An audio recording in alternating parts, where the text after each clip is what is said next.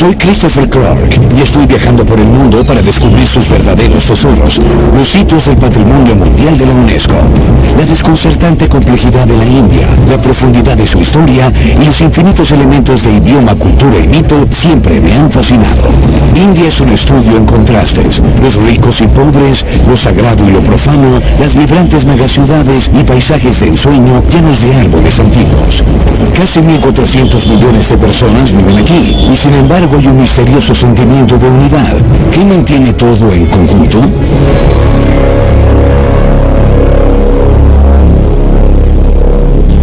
India es una voz que nos habla, y no solo en sus cientos de idiomas e innumerables dialectos. Este país le habla a nuestros sentidos con todo el poder de sus gobernantes y religiones, con los pueblos y culturas que han dejado su huella en este subcontinente a lo largo de los milenios. India es el sonido de un cosmos, mucho más que la suma de sus partes. Y eso es lo que hace que este país sea a la vez tan rico y tan desconcertante. Algunos de los rastros más importantes del pasado del país se pueden encontrar en los lugares que la UNESCO ha nombrado Patrimonio de la Humanidad. Samiki Siki Pratiksha Nahin Karata, dice el proverbio hindú, el tiempo no espera a nadie. Dicho eso, comencemos de inmediato. Mi viaje me llevará a la isla Elefanta, en el mar Arábigo, frente a la costa de Mumbai, a Rajasthan, Delhi y Agra, donde se encuentra el Taj Mahal, y luego de un desvío para visitar a los tigres del Parque Nacional de Sundarbans a los Himalayas. Pero primero vamos al Ganges, en Benares. Si queremos entender la India, Benares debería ser nuestra primera escala. Es el corazón espiritual del país a orillas del Ganges, el río regalado a la tierra por la diosa Ganga. La diosa ofrece la esperanza de la vida después de la muerte y la limpieza de los pecados. Las velas y las flores de loto que fluyen sobre sus aguas son oraciones físicas. Los peregrinos han estado viajando a esta ciudad durante más de 2.500 años. Todos ellos quieren bañarse en el Ganges y a muchos hasta les gustaría morir y ser incinerados allí. Esta espiritualidad da forma a todo el país, la cual se encuentra presente en todas partes, pero en especial a orillas de sus aguas.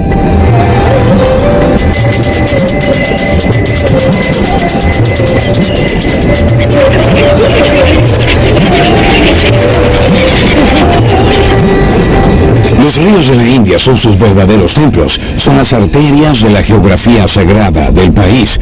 Han sido considerados sagrados durante mucho tiempo, mucho antes de que se construyera el primer templo, y para sus habitantes proporcionan un sentido de pertenencia. Eso es especialmente palpable en Benares.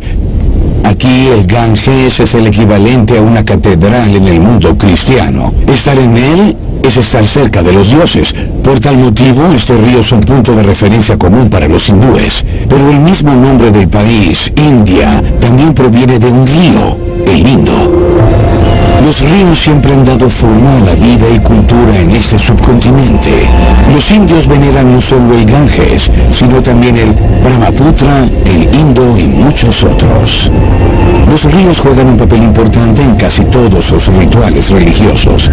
Y no son solo un símbolo de vida. En muchos lugares son su verdadera fuente de vida. Pero ahora me dirijo a una isla de la costa oeste de la India. Tomamos un bote desde Mumbai, también conocida como Bombay, una ciudad construida sobre islas ganadas al mar. Las raíces del hinduismo y en consecuencia las raíces de la India se pueden explorar en la isla de Garapuri, Patrimonio Mundial de la UNESCO, que más tarde se denominó Elefanta en el mar Arábigo.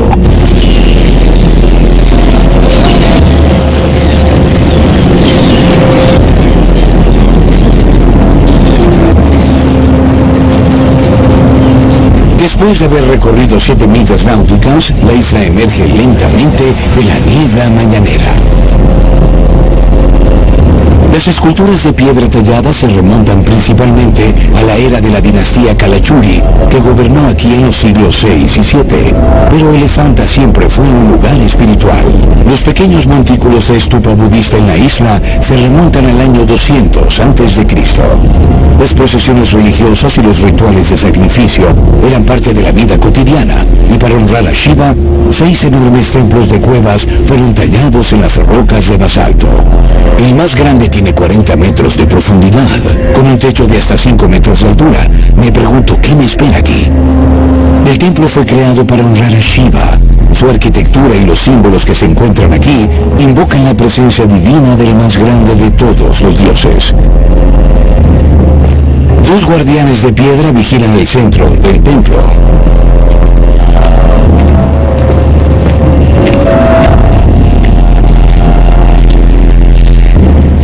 El señor Shiva es como una especie de rompecabezas cósmico. Puedes armarlo, puedes desmontarlo, e incluso las piezas individuales del rompecabezas poseen la plenitud de su poder. Este, por ejemplo, es el Shiva Lingam, el pene del señor Shiva. Y aquí especialmente puedes sentir su poder creativo.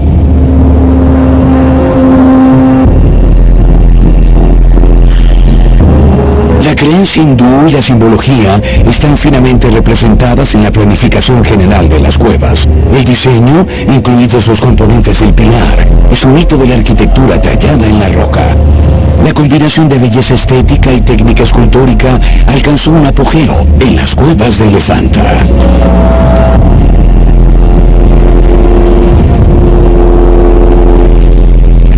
Elefanta es uno de los corazones de la vida espiritual de la India. La UNESCO nombró este lugar Patrimonio de la Humanidad en reconocimiento a su relación con los orígenes de la antigua religión hindú. Y aquí nos encontramos con el señor Shiva, uno de los poderes divinos más importantes en el cosmos hindú.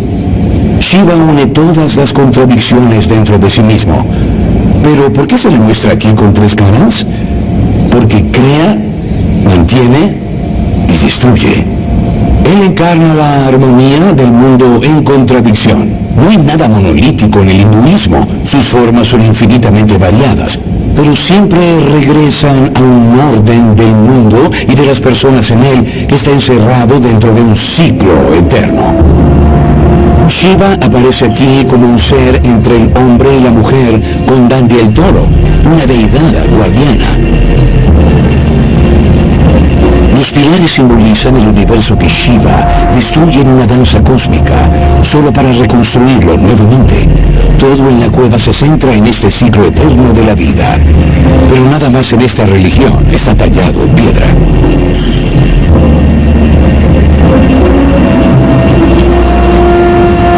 El hinduismo nunca se ha centrado en un solo libro sagrado lleno de mandamientos y prohibiciones y mandatos estrictos, al igual que el cristianismo y el islam. La fe y los mismos fieles son un libro de contacto con el mundo divino, continúa sin cesar en la India. De hecho, está creciendo en importancia, incluso para las generaciones más jóvenes. Esta religión prospera en rituales recurrentes que también dan forma a la vida cotidiana de los hindúes. Jóvenes sacerdotes, conocidos como pandits, balancean lámparas. El fuego une este mundo y el mundo de los espíritus.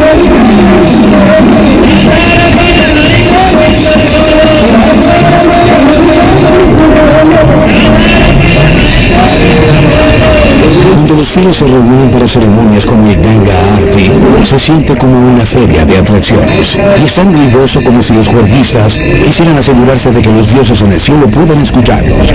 Cuando el escritor y viajero del mundo Mark Twain estaba en Benares, creía que podía sentir las raíces de todas las religiones aquí. La ciudad, escribió, era más antigua que la historia, más antigua que la tradición y más antigua que la leyenda misma.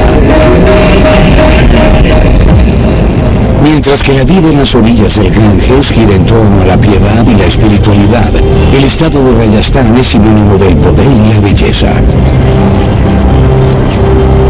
En el siglo XVIII, Maharaja de Jaipur encargó la construcción del Palacio de Agua Jal Mahal, justo fuera de las puertas de su ciudad, en un lago artificial. Era un palacio de placer y una lujosa percha para la caza de patos que tanto disfrutaba.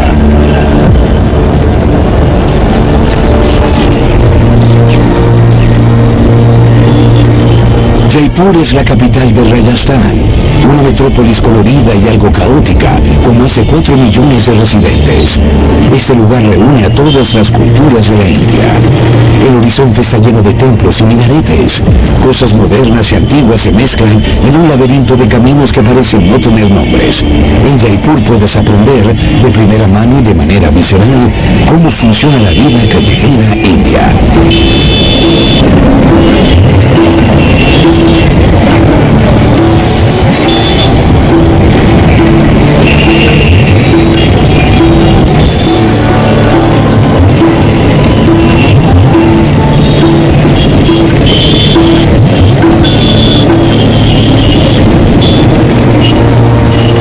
El corazón de Jaipur sigue siendo el Palacio del Maharaja, construido por la misma dinastía Rajput que fundó este estado real. Sus orígenes siguen siendo un misterio incluso en la actualidad. Los Rajputs, lo cual puede traducirse como hijos de reyes, vivían juntos en clanes que llamaban hermandades. Eran guerreros muy dotados y orgullosos con un elaborado código de honor, y se veían a sí mismos como descendientes de los dioses, portadores de una tradición tan antigua como el mundo mismo.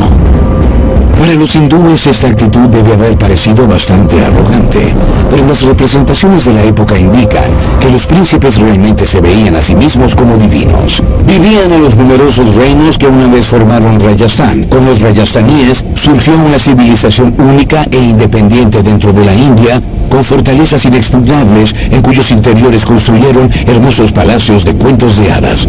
Estas familias gobernantes reinaron durante 1000 años. Lucharon con éxito contra los persas y los turcos, los poderosos mogoles y los sultanes de Delhi.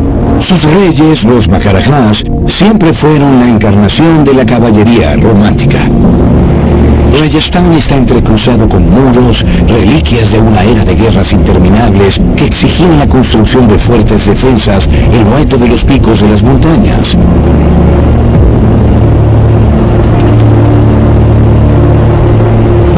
Serpentean a través de este campo escarpado. La larga muralla alrededor del fuerte Kumbhalgarh se conoce como la Gran Muralla de la India, una referencia al sistema de fortificación chino. Había 23 reinos en total, cada uno gobernado por un raja.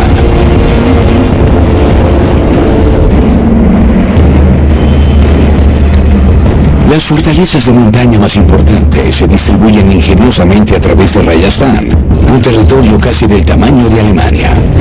La UNESCO nombró a los fuertes como patrimonios de la humanidad, en parte porque demuestran cómo los Rajputs protegieron su cultura caballeresca de las hostilidades externas entre los siglos XI y XVIII. Los conquistadores islámicos se estaban convirtiendo en una amenaza, y aquí podemos ver cómo juntos forman un anillo protector que siempre comanda el terreno más alto. El fuerte Amber, con sus enormes paredes de mármol y arenisca, es uno de los palacios de montaña más grandes y hermosos de Rajasthan.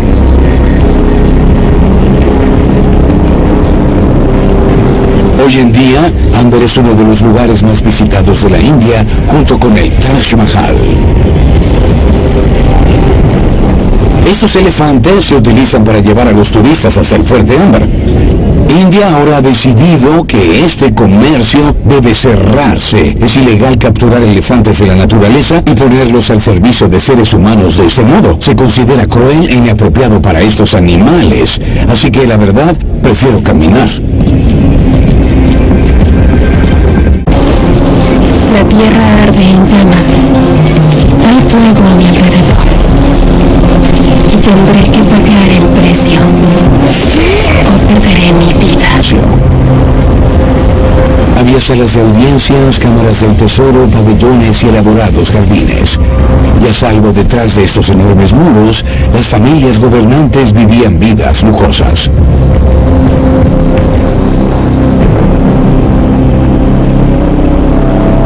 El Shish Mahal. En su elaborada sala de mosaicos, la luz natural se refleja en decenas de miles de pequeños espejos venecianos. Por la noche toda la sala podría iluminarse con una sola vela. Este es el Versalles de la India.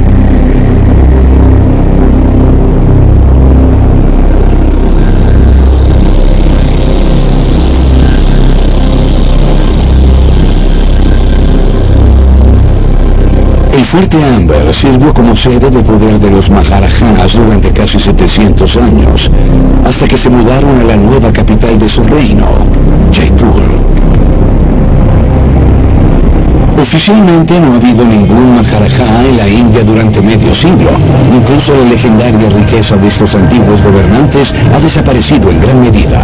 Los Maharajas perdieron la mayor parte del oro y las joyas que una vez tuvieron en abundancia, así como sus palacios y propiedades, pero algunas familias siguen siendo muy ricas. El actual Maharaja de Jaipur ascendió al trono a los 12 años en 2011. Cuando no está jugando polo alrededor del mundo, celebra festivales tradicionales con el pueblo en el patio del palacio. El fuego está destinado a ahuyentar a los espíritus malignos, y todos son bienvenidos a llevar un poco de fuego a casa con ellos en un palo de madera.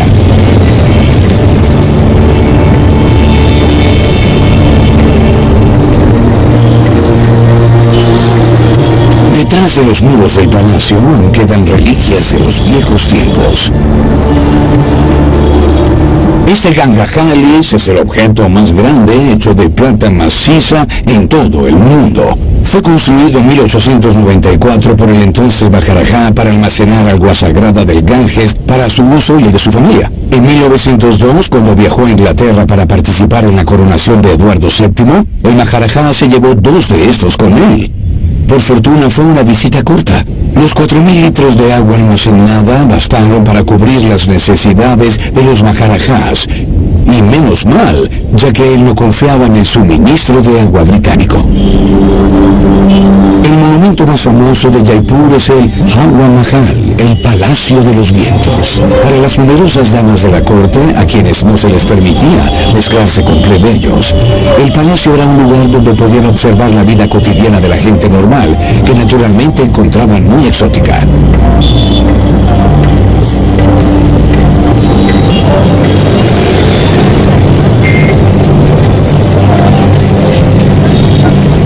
Jaipur fue fundada por el Maharaja Jai Singh II. Ascendió al trono en 1699 cuando tenía solo 11 años y pasó a reinar durante casi medio siglo. Construyó esta ciudad y la nombró en su honor Jaipur.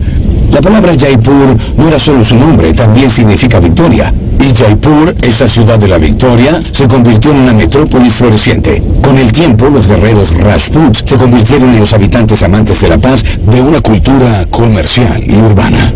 El rubor rosa que impregna este paisaje urbano data de 1876, cuando el príncipe británico Alberto Eduardo visitó Jaipur.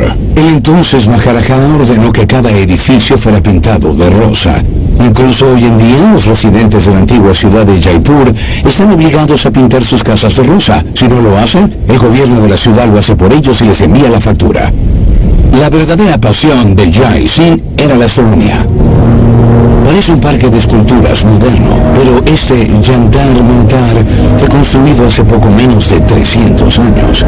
Junto con su palacio, el Maharaja Jai Singh encargó la construcción de 19 instrumentos astronómicos, incluido el reloj de sol más grande del mundo, de 27 metros de altura. Jai Singh no solo fue un Maharaja popular, sino también un formidable pensador e inventor. A la edad de 13 años, desarrolló un sistema de riego para los jardines colgantes de su fuerte y alcanzó las estrellas. Era un astrónomo apasionado. Ese enorme observatorio fue una de sus creaciones. Él sabía que en astronomía el tamaño importa. Cuanto más grande es un instrumento, más precisas son sus mediciones. Incluso después de casi 300 años, todo aquí funciona igual que el primer día. Y de hecho, pudo demostrar que la hora local en Jaipur se desvió de la hora oficial ordenada por la ciudad capital de Delhi en exactamente 2 segundos. Estos instrumentos podrían incluso predecir la intensidad de un monzón que se avecinaba, lo que era invaluable para la agricultura.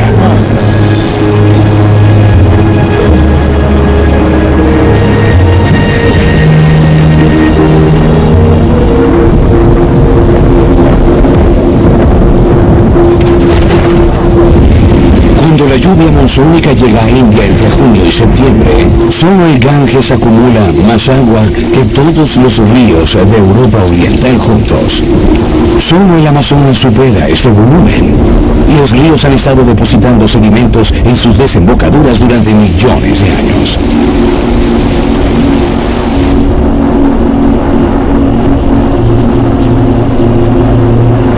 La La tierra fértil se extiende kilómetros de profundidad en algunos puntos. Los ríos de la India son un sustento vital. Las legendarias riquezas de la India atrajeron a los gobernantes islámicos del noroeste alrededor del año 1000. Y junto con estas nuevas dinastías, comerciantes, artistas y eruditos llegaron a ciudades como Delhi, trayendo consigo toda una cultura. Los edificios y jardines creados por arquitectos del mundo islámico son lo que hoy podríamos describir como típicamente indios.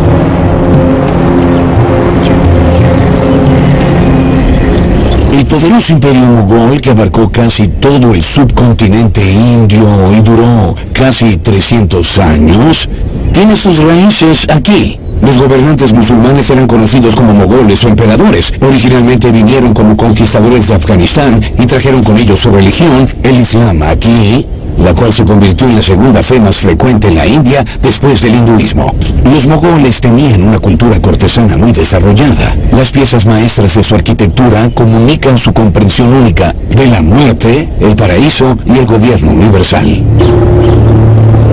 Los símbolos de esa comprensión se pueden encontrar en todas partes en la India. A pocos kilómetros al sur de Delhi, el área arqueológica de Qutb contiene edificios funerarios y 2 mezquitas, incluida la más antigua del norte de la India, construida con materiales reutilizados de una veintena de templos dedicados a Brahma. Construida a principios del siglo XIII, la torre de arenisca roja de Qutb Minar es uno de los minaretes más altos del mundo, 72,5 metros de altura, por lo cual la UNESCO lo convirtió en Patrimonio de la Humanidad.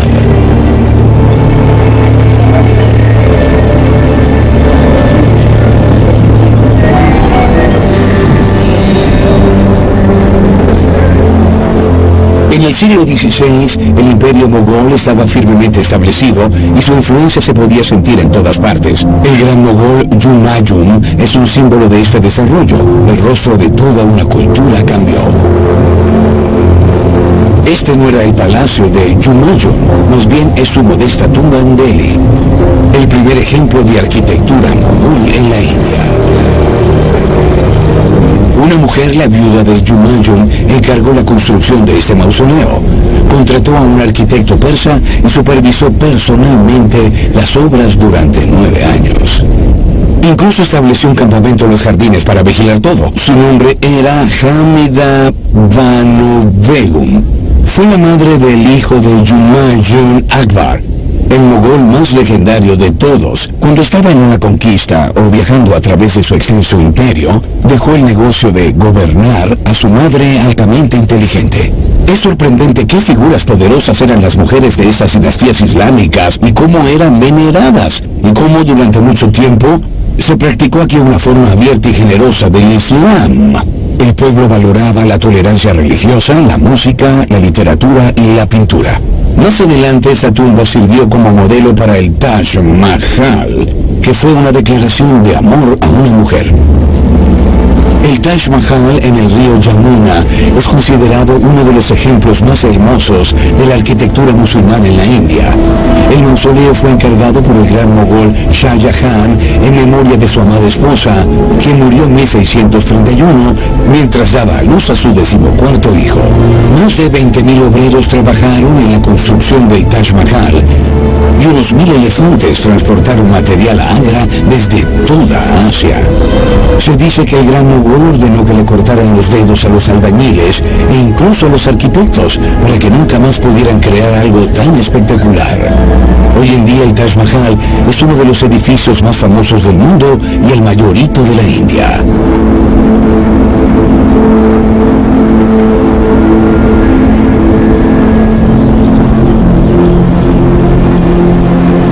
Sin el mausoleo de Humayun en Delhi como modelo, nunca se habría construido, afirma el historiador de arte Ratish Nanda. Esta fue una declaración política más que cualquier otra cosa. Fue la grandeza de esta estructura en una escala nunca antes vista, nunca vista en el mundo islámico. Fue una declaración que Akbar y los mongoles estaban haciendo, declarando: estamos aquí para quedarnos, y esto es lo que somos.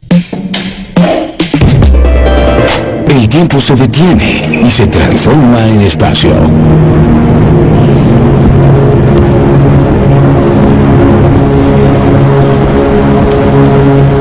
dormitorio de los mogoles se denominaba el mausoleo de Humayun, ya que además del mismo Humayun, el edificio sirve como lugar de descanso final para 160 de los miembros de su familia. El hijo de Humayun, Akbar el Grande, se convirtió en el gobernante más importante en la historia del país. Para los indios debe haber sido lo que Carlomagno era para los europeos. Akbar realmente empleó la geometría islámica como definición del Sagrado Corán en la construcción de este mausoleo y los jardines que los unen.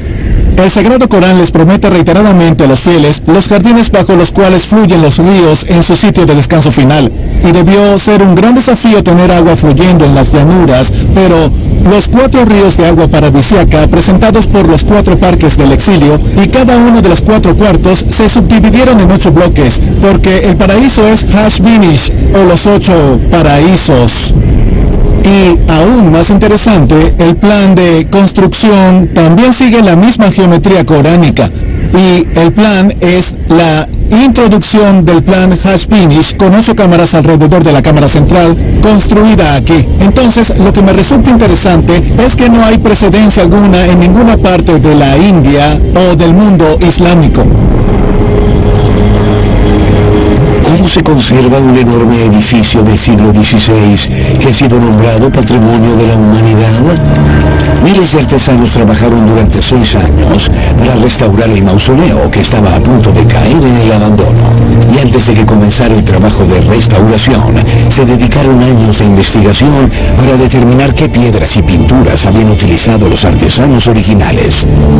Fue muy importante para nosotros poder restaurarlo, y fuimos muy afortunados de poder descubrir los patrones exactos del trabajo de azulejos. Con la habilidad de la artesanía ya extinta, invitamos a artesanos de Samarcanda y capacitamos a jóvenes locales en estos trabajos, pero nos tomó alrededor de 20.000 muestras de pruebas para crear verdaderamente el lápiz lazuli. También hay otros 5 colores: azul turco, amarillo, 2 tonos de verde y blanco, pero el lápiz lazuli se usa predominantemente en edificios del área de Nizamuddin. Nos tomó alrededor de 2 años descubrirlo.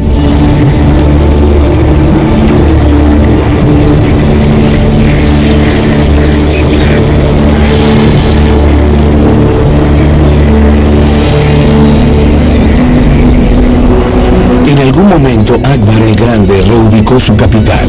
Había estado buscando un lugar silencioso, un paisaje casi sagrado, y finalmente decidió construir Fatehpur Sikri, cerca de Agra.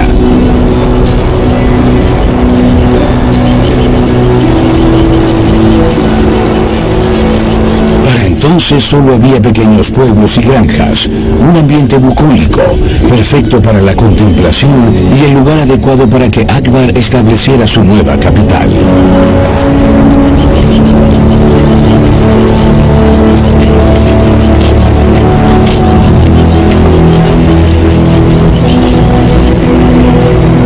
De camino al palacio hay pequeños indicios de su legado. El Hiram Minar está cubierto con proyecciones de piedra en formas de colmillos de elefante. Durante mucho tiempo se pensó que se había erigido como monumento al elefante favorito del emperador Akbar, pero tal vez se usó como señalamiento.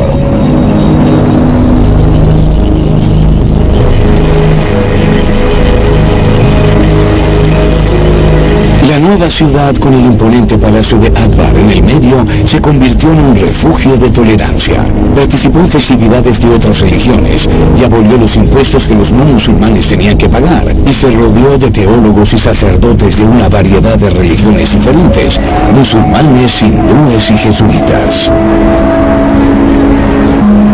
De hecho, se casó con una princesa Rajput, una mujer hindú. Durante mucho tiempo no pudo concebir un hijo. Luego el santo sufí Salim Krishti predijo que llevaría al rey su tan deseado heredero al trono ese mismo año, y tuvo 13 hijos más después de eso. El santo todavía es adorado en un templo en los terrenos del palacio de Fatehpur Sikri, principalmente por mujeres que esperan tener hijos.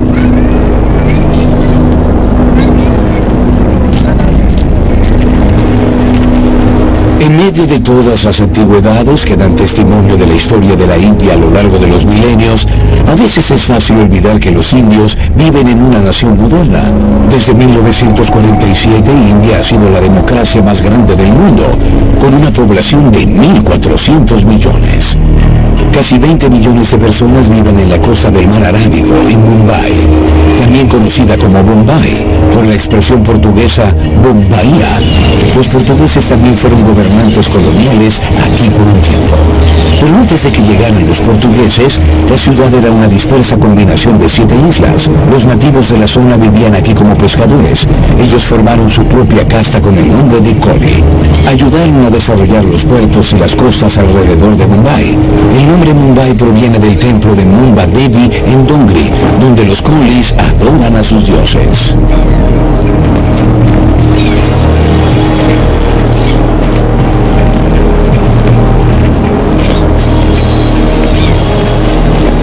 ¿Se puede vivir bien de la pesca en estas aguas? Nos hemos enfrentado a problemas.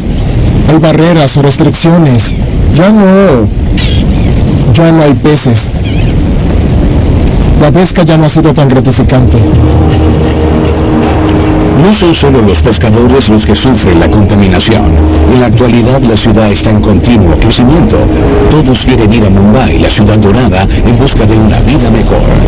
La influencia de la era colonial británica también sigue siendo muy visible en Mumbai. Después de todo, la reina Victoria también fue emperatriz de la India. En 1888 la estación Victoria fue inaugurada para conmemorar el jubileo de oro de la reina. Es el ejemplo más impresionante de la arquitectura gótica victoriana en la India, y como parte de los conjuntos góticos victorianos y Art Deco de Mumbai, es Patrimonio de la Humanidad por la UNESCO.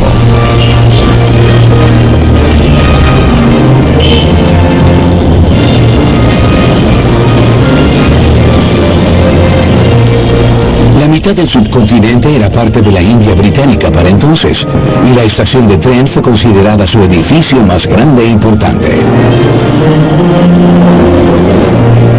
Con sus hermosos vitrales, la enorme cúpula en la parte superior y las extravagantes bóvedas de piedra, esto parece un lugar de culto. Esta es la estación de tren como catedral. Así es como la India británica se celebró a sí misma en el siglo XIX. Pero esos días quedaron en el pasado y ya no se denomina Estación Victoria. Hoy en día lleva el nombre del héroe nacional indio Chhatrapati Shivaji, un líder hindú del siglo XVII. Un mecenas apropiado porque Shivaji fue uno de los primeros activistas por la independencia de la India.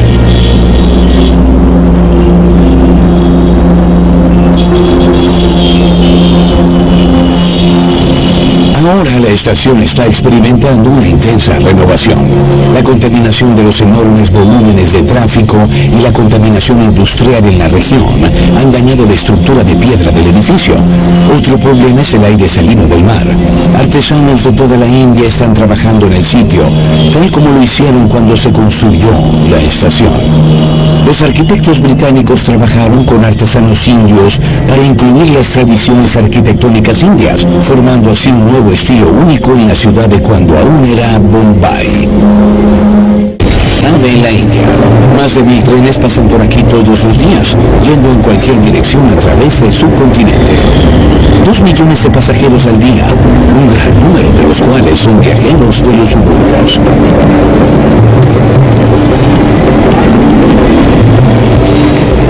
Estoy tomando el tren a Calcuta y desde allí exploraré el Parque Nacional de Sundarbans, declarado Patrimonio Natural de la Humanidad por la UNESCO. Al salir de Mumbai solo puedo pensar en cómo Victoria, que originalmente había prestado su nombre a esta estación palaciega, nunca experimentó la maravilla y belleza de este subcontinente de primera mano, a pesar de que era emperatriz de la India. En el noroeste de la India, 7 ríos y cientos de arroyos más pequeños forman una extensa red de canales. Este lugar, el delta del Ganges, en el noreste de la India, es el hogar de bosques de manglares que son por lejos los más grandes del mundo.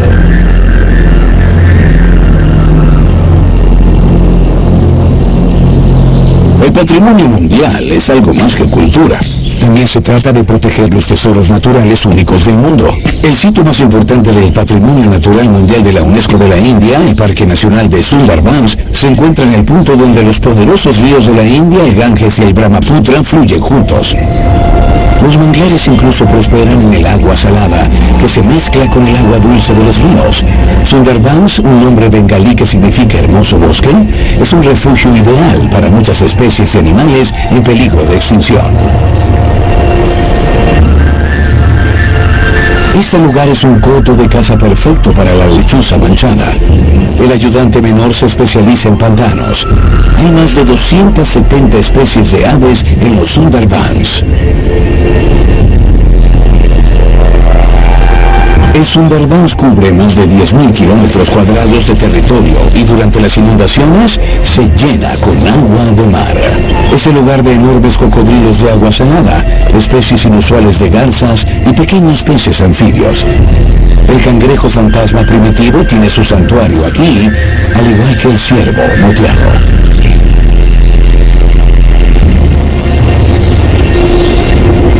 Aquí se encuentran los bosques de manglares más grandes del mundo y también es el lugar del animal nacional de la India, el tigre de Bengala, una especie en peligro de extinción. Por desgracia, esta majestuosa criatura aún es cazada sin piedad por cazadores furtivos, a pesar de que matar a estos magníficos animales se considera una blasfemia en la India. El tigre es la montura de la diosa Durga, que usa sus armas para defender la divinidad de la humanidad y para luchar contra los demonios, aunque parece que los demonios que impulsan a la humanidad a devastar su entorno natural son muy difíciles de derrotar. Nadie sabe exactamente cuántos tigres de Bengala aún sobreviven actualmente. Las estimaciones sugieren que puede haber menos de 200 en los Sundarbans. Los tigres beben el agua salobre que tiene un contenido de sal muy alto, y eso reduce su esperanza de vida. Por lo tanto, se enfrentarán a una doble amenaza de los humanos y de la naturaleza. La región de Sundarbans ha estado bajo una creciente amenaza por el cambio climático. Si el nivel del mar continúa aumentando a un ritmo tan veloz, se alterará el delicado equilibrio de este biosistema único. El Ganges, que desemboca en el Sundarbans, es uno de los ríos más largos del mundo, con 2.600 kilómetros.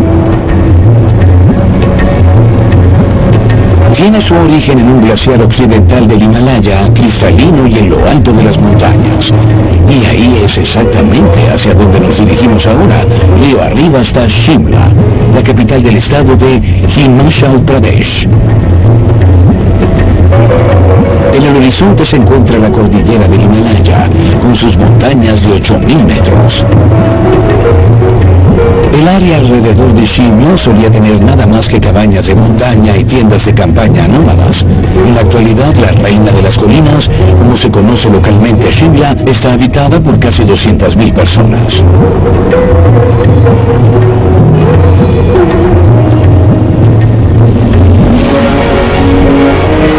En el siglo XIX llegaron los británicos y el virrey inglés hizo construir un palacio en una colina dominante al estilo renacentista inglés.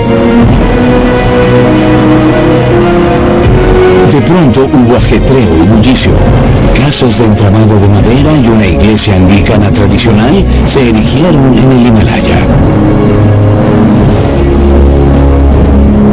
Shimla se convirtió en un mini imperio exclusivo para los británicos, con tés de la tarde, fiestas en el jardín y partidos de croquet, con arquitectura inglesa y jardines a juego.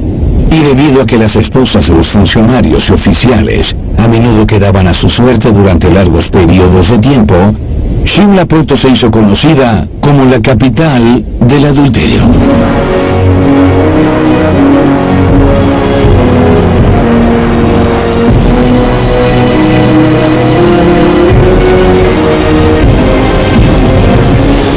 Es una sensación extraña visitar esta hermosa pero más bien provinciana confección victoriana inglesa en medio de un paisaje indio. Se puede sentir que los gobernantes coloniales británicos de la India querían estar aquí y no estar aquí al mismo tiempo.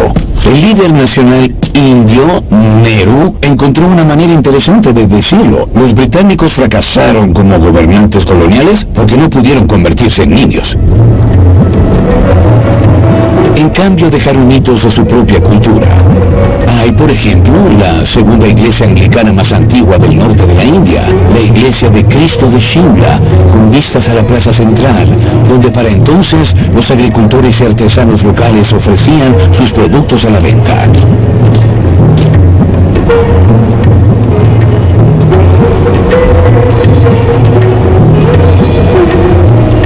En la llanura india, el calor puede ser insoportable, al menos para los europeos. En el verano de 1864, el virrey de la India y representante de la reina Victoria, John Lawrence, decidió de un solo golpe que la sede del gobierno colonial británico debería transferirse en los meses calurosos de cada año a una ciudad en las montañas. Esa era Shimla.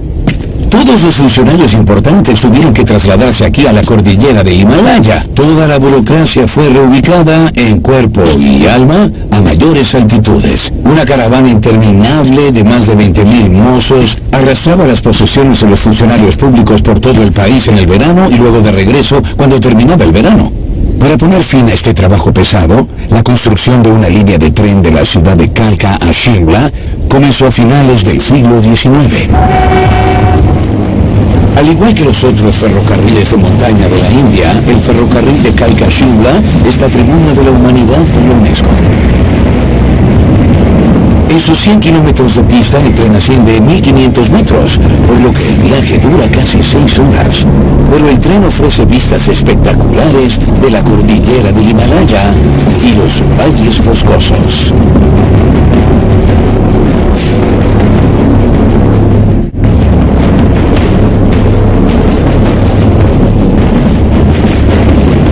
Este tramo del ferrocarril solo tiene una vía, por lo cual el viaje no puede continuar hasta que el tren que se aproxima haya llegado a la estación. El ancho de la vía es de solo 762 milímetros, por lo que también se le conoce como tren de juguete. Los ferrocarriles son tan parte de la India como el Taj Mahal o el Ganges, y al igual que los ríos, son el sustento para este país, un trozo de historia viva para ser experimentado de primera mano.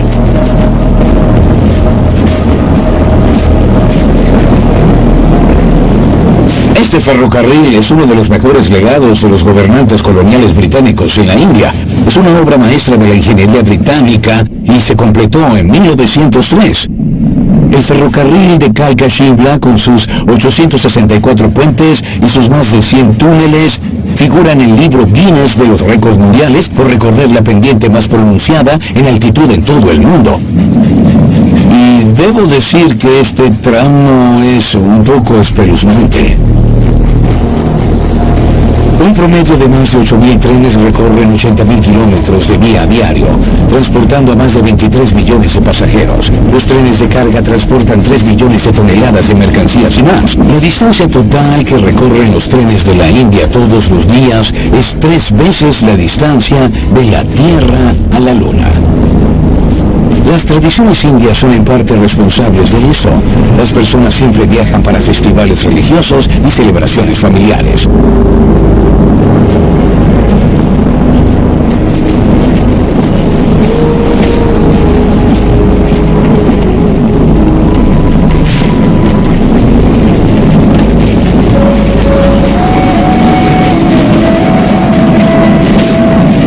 Después del viaje en el ferrocarril de Kalka-Shimla llega la hora de relajarse, y un antiguo invento indio es lo ideal: el yoga.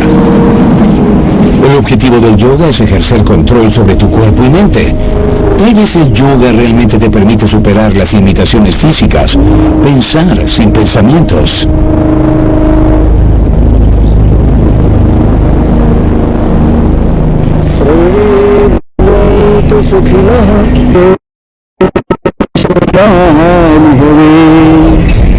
En la teoría del yoga, un ser humano es un viajero que se mueve por la vida en un carro tirado por caballos. El cuerpo es el carro, la mente es el conductor y los 5 sentidos son los 5 caballos que tiran del carro.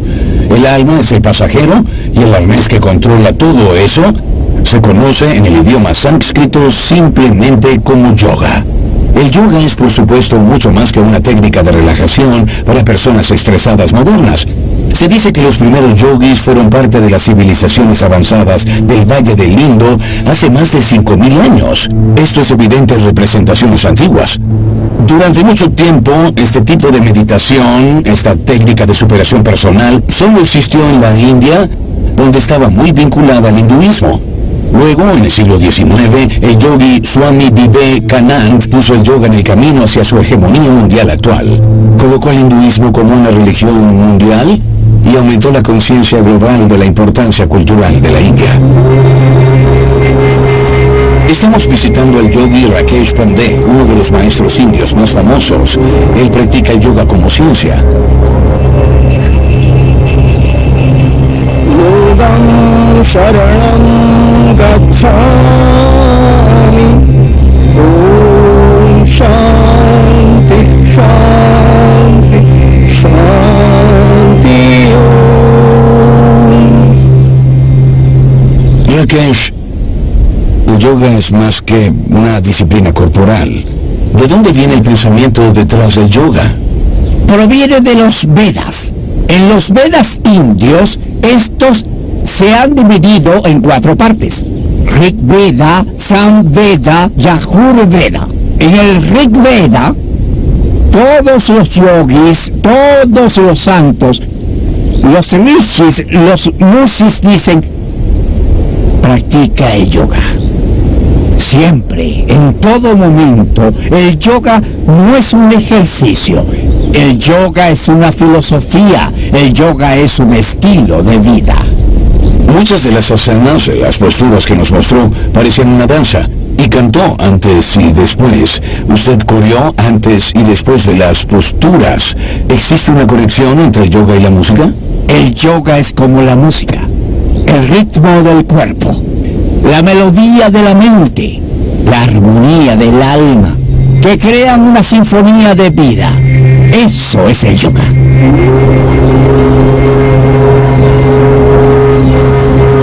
No puedo pensar en ningún otro país tan fascinante y desconcertante como la India. Nada es sencillo. Los enigmas nunca se resuelven. Los sitios sagrados del hinduismo sugieren una profunda reverencia por el medio ambiente natural, pero también se encuentran rastros de un cierto desprecio por el mantenimiento de los espacios naturales e incluso por los cuerpos de agua que muchos consideran sagrados. Aguas residuales de hogares particulares y plantas industriales, basura depositada a lo largo de miles de kilómetros de río, avalanchas de basura y no solo en las afueras de las ciudades. Justo allí hay un templo. Aquí en la calle las vacas están haciendo lo suyo.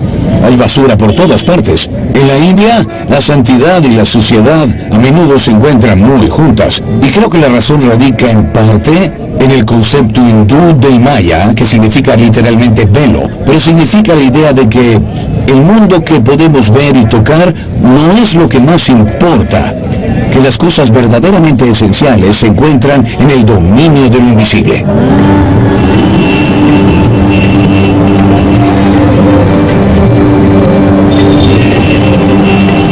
La India da alas a nuestra imaginación y alimenta nuestros sueños. Pero cosas más importantes están aún ocultas. Su historia nunca se ha movido en línea recta. No es un lugar fácil de entender. Y es exactamente por eso que volveré.